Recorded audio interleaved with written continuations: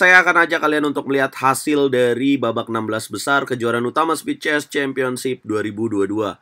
Teman-teman, buat yang belum tahu, ini kejuaraan apa sih? Ini kejuaraan yang diadakan secara daring dengan total hadiah 100.000 US dollar dan diikuti oleh 16 pemain catur terbaik di dunia, termasuk juara dunia catur Magnus Carlsen. Nah, di babak 16 besar ini dia ditantang oleh pecatur berusia 18 tahun Gukesh Domaraju. Buat kalian yang belum tahu siapa sih Gukesh Domaraju, kenapa dia bisa lawan Magnus Carlsen? Karena Gukesh Domaraju saat ini labelnya adalah pemain catur hebat dari India, teman-teman. Usianya baru 18 tahun dan dia meraih papan terbaik di Olimpiade Catur 2022 di papan satunya, teman-teman. Dimana Magnus juga mengikuti Olimpiade Catur tersebut. Nah guys, dini hari tadi Magnus menang dengan skor cukup telak 23. Sementara Gukesh 7 poin aja. Gila, bisa bayangin kan jaraknya? Benar-benar Magnus tidak memberikan celah bagi Gukesh Domaraju. Kalau bagi saya, Magnus membuktikan ucapannya. Ya, setelah dia mundur dari gelar juara dunia kelimanya, jadi dia tidak mau bermain melawan Ian Nepomniachtchi, Magnus mengungkapkan bahwa targetnya adalah meraih Elo rating 2900 di Elo Classical. Dan selain itu selalu menjadi juara di setiap turnamen yang dia ikuti. Kita akan lihat bagaimana itu dapat terjadi ya. Karena Magnus sekarang udah buktiin ucapannya melawan Gukesh, dia benar-benar telak banget menangnya.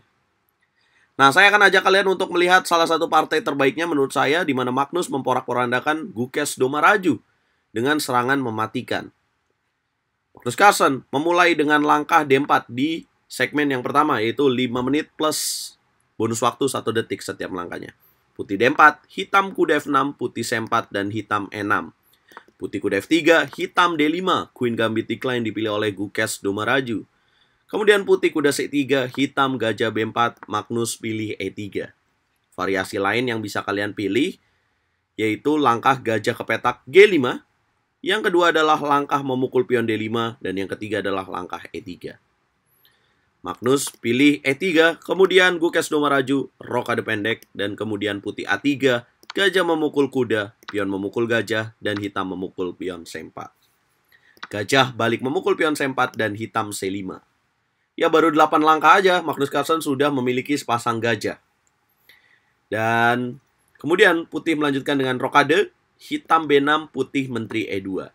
Teman-teman bisa lihat bahwa setelah hilangnya pertukaran yang dilakukan oleh Gukesh Domaraju, pion D5 memukul pion C4, sekarang ada celah, ada setup yang bisa dilakukan oleh Magnus dengan memplot 2 pion di petak D4 dan E4, dan itu sangat kuat. Menteri E2, kemudian hitam menteri C7, dan putih langsung serang dengan langkah E4. Boom! Hitam kuda B ke petak D7. Bagaimana cara kalian melanjutkan serangan, teman-teman, kalau kalian jadi pemain putih di posisi ini?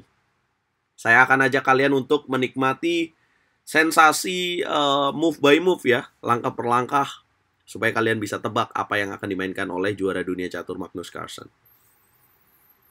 Yap, tepat banget adalah langkah E5. Boom! Kenapa ini harus dilakukan, teman-teman? Ini harus dilakukan untuk menghilangkan penjagaan kuda F6 terhadap petak H7.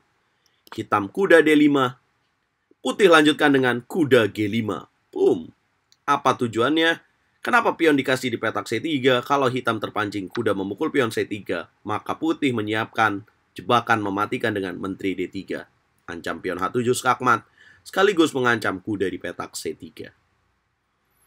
Jelas Gukesh Domaraju melihat itu dan dia pilih H6. Putih menarik kuda ke petak E4 menjaga pion C3. Hitam F6. Langkah ke-14. Bisakah kalian lanjutkan? Apa langkah yang akan dimainkan oleh Magnus Carlsen, teman-teman, di langkah berikutnya? Langkah yang sangat mematikan. Cluenya adalah sebuah pengorbanan dilakukan oleh Magnus Carlsen di posisi ini. Yap, langkah gajah memukul pion H6. Boom! Hitam menerima pengorbanan, kemudian putih lanjutkan dengan menteri G4. Boom! Hitam raja H8, putih menteri G6, hitam gajah B7. Kemudian putih menteri memukul pion H6, hitam raja G8, putih kembali setup menteri G6, raja H8. Dan gimana cara putih untuk bisa menang di posisi ini, teman-teman? Yap, memanggil benteng di petak A1 untuk ke petak D1 dengan tujuan berpindah ke petak D3 dan skakmat ke petak H3.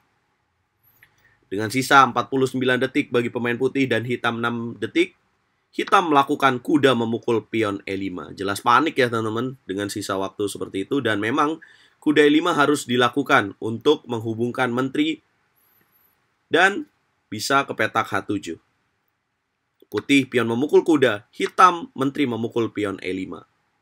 Kemudian putih melanjutkan dengan gajah memukul kuda, hitam pion memukul gajah, dan putih benteng D3. Boom. Gukes Domaraju menyerah di langkah ke-23 karena gimana cara nyelamatin benteng ke petak H3? Ya mungkin bisa dengan bisa dengan bishop ke petak C8. Tapi putih akan melanjutkan dengan benteng ke petak G3. Tujuannya adalah menteri ke petak G7 atau menteri ke petak H6. Jika menteri balik ke petak E7, maka putih akan lanjutkan dengan menteri H6, menteri ke petak H7, menteri ke petak F8. Oke. Teman-teman, apa sih kesalahan yang dilakukan oleh pemain hitam di permainan ini? Ya, adakah jawaban yang tepat ketika gajah memukul pion H6? Kenapa Gukes menerima pertukaran? Ya, jawaban yang paling tepat di sini adalah tidak menerima pengorbanan. Yang tepat adalah memukul pion D4. Tapi pengorbanan yang dilakukan oleh Magnus membuat dia unggul, guys. Jadi kalau pion memukul pion D4, pion pukul balik. Kemudian pion memukul gajah, maka benteng A ke petak C1 akan dimainkan oleh Magnus Carlsen. Dengan tujuan gajah D5, menteri mungkin menghindar ke petak B8, karena kalau ke petak B7 akan ada kuda D6. Kemudian akan dilanjutkan dengan menteri ke petak H5. Ini juga akan sulit bagi hitam ya teman-teman, karena menterinya saya anggap outpost atau keluar dari pertandingan. Kalau dia gajah B7 atau benteng ke petak F7, maka putih akan gajah memukul kuda, pion memukul gajah, dan akan melanjutkan dengan E6. Ya. Nah, mungkin yang bisa menyelamatkan hitam, ya ketika menteri G4, raja H8, kemudian menteri G6, gajah B7, menteri H6, balik lagi, dan ketika benteng A ke petak D1, kenapa hitam gak kuda ke petak F4? Maka akan ada menteri H6, skak dan dapat kuda. Bagaimana jika kuda memukul pion E5, kemudian dilanjutkan makan, dan adakah jawaban lain, yaitu menteri ke petak H7? Ini mungkin akan ya menghindarkan hitam dari kematian ya, dari skakmat, tapi tetap aja ujungnya akan kalah karena putih akan menteri H7, raja H7, kemudian putih akan lanjutkan dengan gajah pukul kuda. Gajah pukul gajah akan ada kuda F6. Jadi pada intinya, apa yang dilakukan oleh Magnus Carlsen dengan gajah mengorbankan ke petak H6, ini sudah mematikan, guys.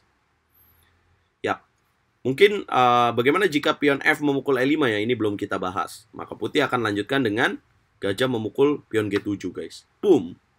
Raja pukul gajah, putih akan lanjutkan dengan menteri ke petak G4. Kalau raja F7, maka akan ada kuda ke petak G5. Bagaimana jika raja H8? Maka akan ada menteri ke petak H5, raja ke petak G7, akan ada jawaban menteri ke petak G4, raja ke petak H8, balik lagi. Akan ada setup ya, menteri ke petak H4, raja ke petak G7. Yap. Dan akan lanjutkan dengan benteng A ke petak D1 ya. Atau di sini malah bisa perpetua cek nih, teman-teman. Kalau dilihat menteri G5, bagaimana jika balik lagi? Oh, menteri H6. Bagaimana jika raja H7? Oh, di sini baru ada langkah F4. Boom. Kalau dimakan, maka akan ada gajah D3. Wah, gila sih. Ya, dikorbankan karena kalau dimakan, akan ada ini, guys.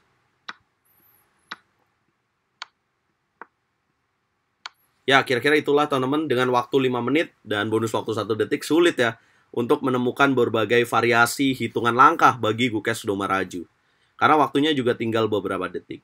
Tapi itulah Magnus Carlsen, teman-teman, bisa setup sebuah permainan yang sangat mematikan, itu sangat luar biasa dan ditunjukkan oleh Magnus Carlsen. Dan sekali lagi, ini membuktikan ucapan Magnus Carlsen untuk jadi juara di setiap turnamen yang dia ikuti. Apa komentar kalian? Berapa skala nilai dari angka 1 sampai 10 buat game ini? Coba komen. Jangan lupa bantu aku dengan cara like, share, komen, dan subscribe karena itu gratis, guys. Dan jangan lupa follow TikTok RL_Chess, RL_Chess. Karena di sana saya juga mengembangkan edukasi catur, teman-teman. Jangan lupa follow Instagram RL_Chess juga, Rurap26. Kalau kalian pengen tanya-tanya tentang buku catur, bisa hubungi Instagram RL Chess, atau kalian tanya tentang pelatihan catur juga bisa tanya di Instagram RL Chess, yaitu Rurok26.